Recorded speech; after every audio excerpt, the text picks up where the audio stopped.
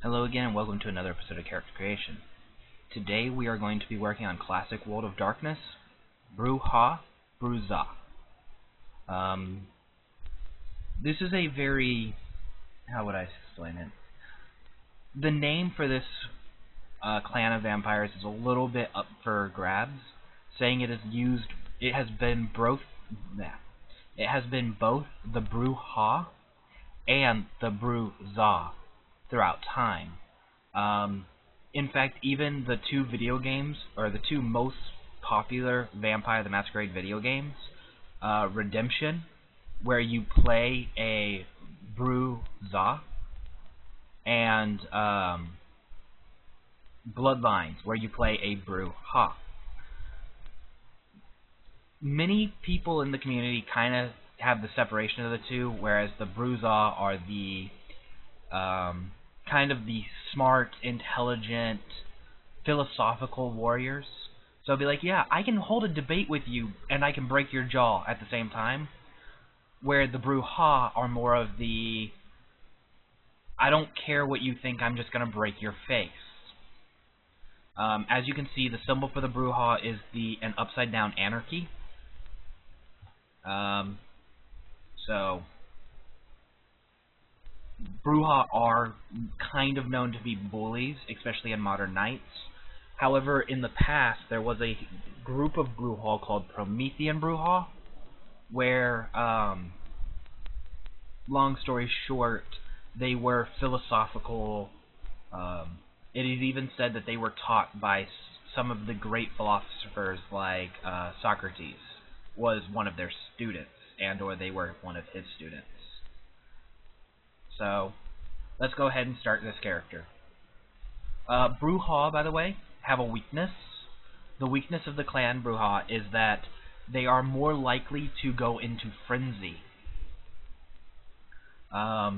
This becomes important while role-playing, but on a book standard while creating a character is not all that important. I just thought I should say the weakness of the clan. So let's go ahead and start. See, last time we made a female, so let's make a guy this time. Let's make a Bruce. Bruce the Brujah. Let's see, for his nature, we'll make him a loner. And,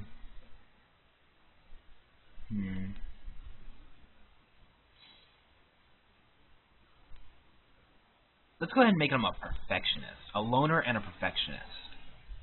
Huh, what would a good concept for this guy be?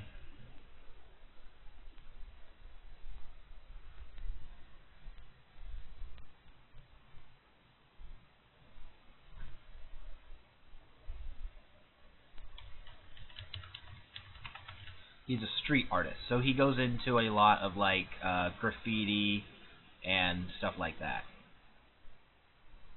Let's see. Let's say his sire's name is Mike, just for argument's sake.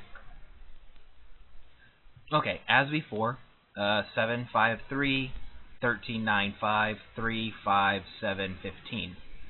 This is going to be a pretty normal thing, so I'm just going to go ahead and kind of walk through the attributes. Again, start with 3. He's a bully. Mentally, I'm going to say he's average. Mentally, socially, I'm going to say he probably doesn't manipulate people that often. He is a loner. So now we're going to go to the 5. He's probably not all that charismatic, but he probably looks pretty good. I'm going to say he has about average manipulation. But he's probably pretty strong and pretty dexterous.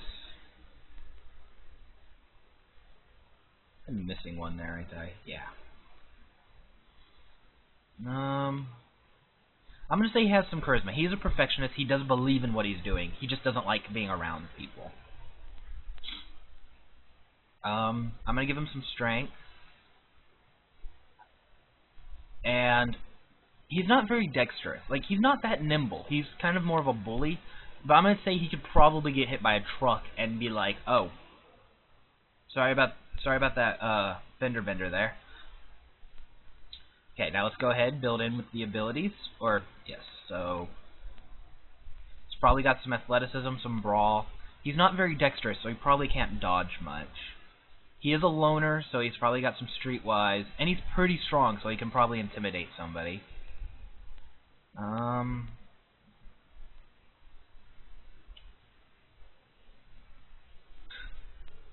Let's see, he doesn't really have a lot of perception, but he probably would be alert. He has to know when somebody's gonna be watching his graffiti. He's not, doesn't seem that stealthy. He's probably pretty big in survivalism, actually. Probably repairs. I said he probably repairs. And I'm gonna say he's probably pretty good with animals. Yeah, that sounds about good. For knowledges, he's a loner. Again, I like medicine as a stat. It's very important for a character, very similar to D&D. You might not be able to use a magic spell to heal yourself all the time, but it is really important to be able to stitch up wounds so that they don't get infected and so that you don't bleed out. Having everybody with the basic ability to stop bleeding, very important in a campaign. So he probably knows a bit about medicine. I'm going to say he knows some about science. And,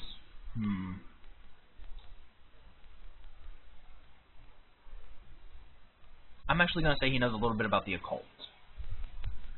So looking at this character so far, he's very strong. He's not that nimble. But, I mean, he's about average. He's not going to trip over his own feet, but he's not ballet. He's got some stamina. He could get hit by a car and he's still going to walk off. He's got some charisma going for him, and he has an appearance. And he's average, so he has some basic first aid. Probably learned it in Boy Scouts or something when he was younger. Probably where he also learned his survival skills. He knows some basic sciences.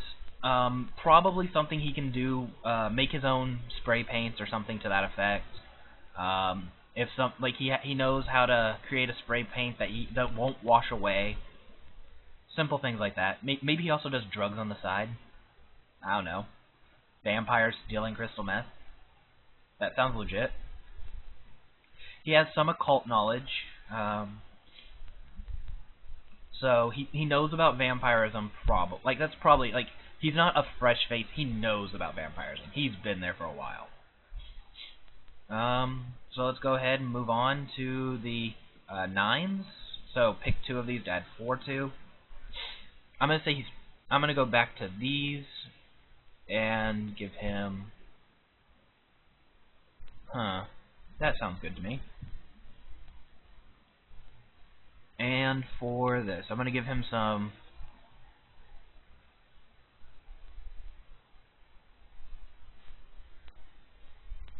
So let's make the 13. What would be a good one?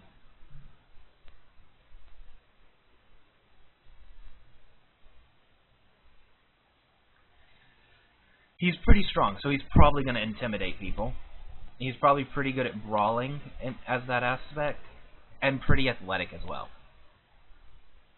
Okay, so the character we have now, he's alert, so he's going to know if somebody's coming close. While he's spray painting, he probably, it's going to be drowned out sound, but he'll know if a car is pulling up. He'll know to run away from a cop. As with before, he's pretty athletic. He can probably outrun most cops. He has brawl.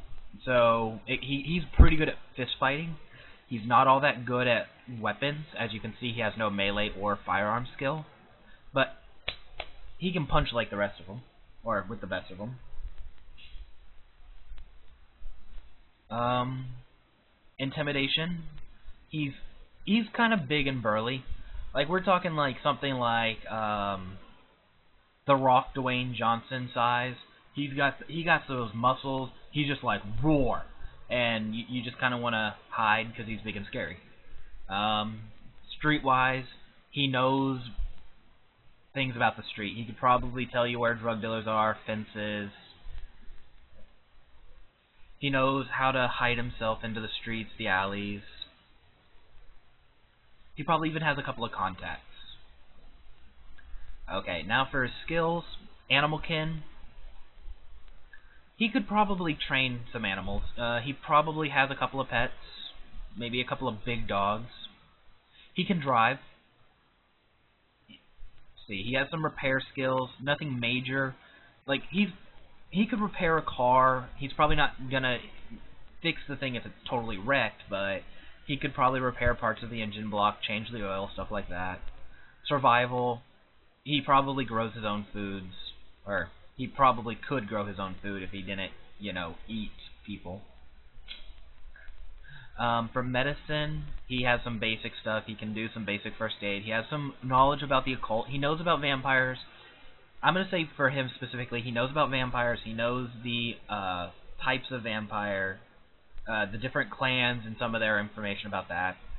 And he has some science knowledge. So he understands some basic scientific principles. He understands some slightly more advanced ones.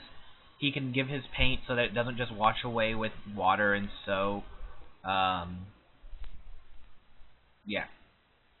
Okay, now for clarity, we've discussed this before. Clarity, in roleplay standards, it's very fast. It makes you move at extreme speeds. The system standards, it gives you free actions. Potence is very similar. Potence doesn't actually have any points up until you hit level 6, just like Clarity. Whereas Clarity makes you faster, Potence makes you stronger.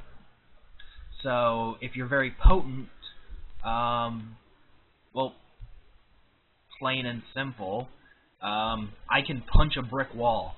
Well, I add a couple of points of Potence, I charge up a little bit, I punch through a metal wall. And then Presence. Presence is a very interesting one. Some of the things in Presence, at level 1 you get awe, which basically people are in awe of you. As you get that up, I believe it's level 4, you get something called Summon, where you can compel somebody to follow you into anything. So, hey, I'm about to go shoot up a police station. I'm going to compel this cop to come with me and pull the trigger. So I'm just going to be an innocent bystander while this cop shoots up the police station because I compelled him to. So I'm going to go ahead and give him some clarity and potence. He's a loner, so he probably doesn't... Oh, he has some charisma and appearance. But I'm going to say he probably doesn't train his presence very much, so he has some basic presence, but it's not trained enough to the extent that he can successfully do an all every time. So I'm going to go ahead and give him another point in potence. So looking at this by discipline, he can run really fast. Like, he can probably outrun a police cruiser with the understanding that he can, like, go over fences and stuff. So, police cruiser, he can outrun it. He probably gets up to about 30 miles an hour. And the cops are like, what the hell? And then he just darts down an alleyway, jumps over a fence, and he's gone. With potence, he can... I'm going to say with his strength being 4... he could normally punch through a brick wall. With potence, he could probably punch through like a metal pole, a support pole that you would have for like a building. Like it'd probably mess up his hand a bit, but he could probably do it. Okay, for backgrounds, let's go give him some fame. He's probably infamous. Some influence.